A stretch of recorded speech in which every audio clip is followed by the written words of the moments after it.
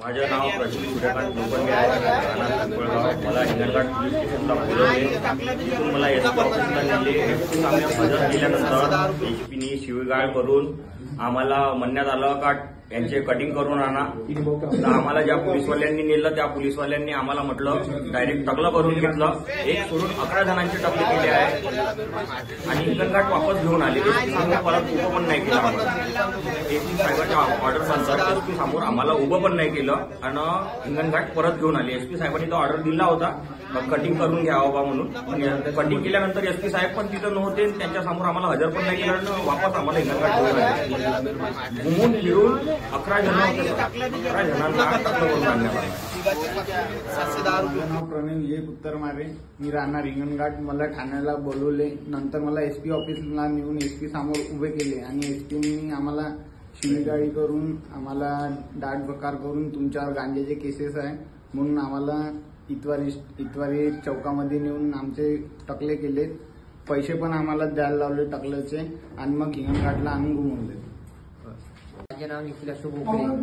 मला हिंगणघाट पोलीस स्टेशनमध्ये बोलवले आणि तिथून एलसीबी ऑफिसमध्ये नेले आणि तिथे नेऊन एसपीने आमचे टकले करायला सांगितले. एसपी ऑफिस में बुलाया गया था. हिंगणघाट के एलसीबी वालों ने वर्धा भेजे थे हमारे को.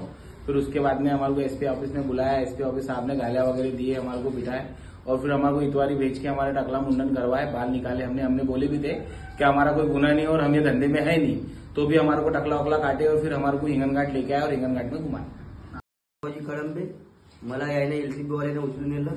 एलसीबी ऑफिसमध्ये गुन्हा वगैरे केल्या. माझ्यावाल्याला नेलं. इतवाऱ्यामध्ये मुंडन केलं. मुंडन करून पैसे मला भरायला लागले. 100 रुपये ऑनलाईन मला मागायला लागले.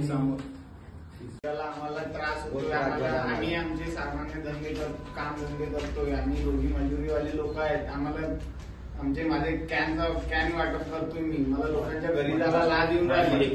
साहेबांना विचार नाही काय हा तुमचा मॅन्युअल आहे तुमच्याकडे की गुन्हेगारांना टकले आणि आमचे मायबाप जिवंत राहिल्यावर यायचे टकले करायला लावले आणि मी सांगितल्यावरही त्याने टकले केले. आम्ही सांगितलं होतं की म्हटलं होतं पहा यायला विचारा, पण ते बाकीचे जण होते ते म्हणे कापा म्हणून याने आपले केस काढलेले.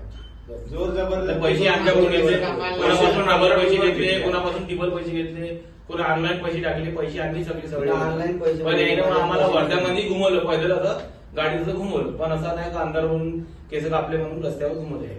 आम्हाला लाज येतात. 3-4 दिवस झाले आम्ही घरून बाहेर नाही निघालो. मी दुकान नाही खोलली आणि काय त्या कामावर नाही गेला. तो आमचे धंदे नाही साहेब. आमचे धंदे असं तुम्ही